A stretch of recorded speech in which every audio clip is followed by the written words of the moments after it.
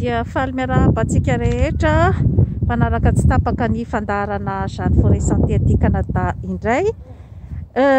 Mbola ao anatin'ny confinement tanteraka izay aty Canada amin'izao fotoana izao fa dia mba manararaotra kely fa efa ho tonga ny été.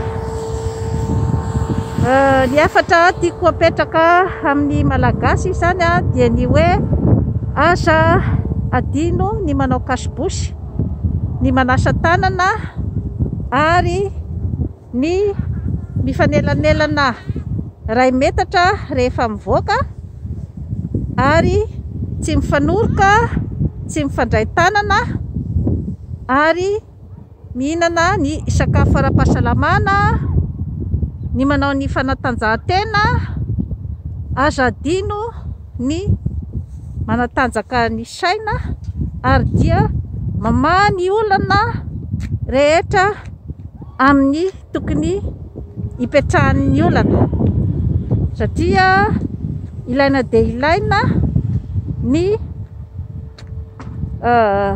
tsy fikorontanan-tsaina amin'izao fotoana izao.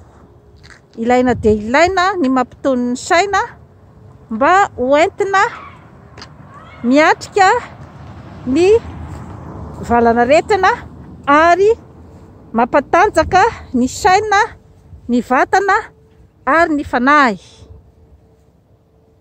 Eto foana ny tenako hanome ny anjara birikiko amin'ny izay mba fantatro momba ity aretina coronavirus ity, fa aza matahotra isika malagasy fa eo hanatrehanareo mandrakariva ny tenako na dia aty tany lavitra aty ara.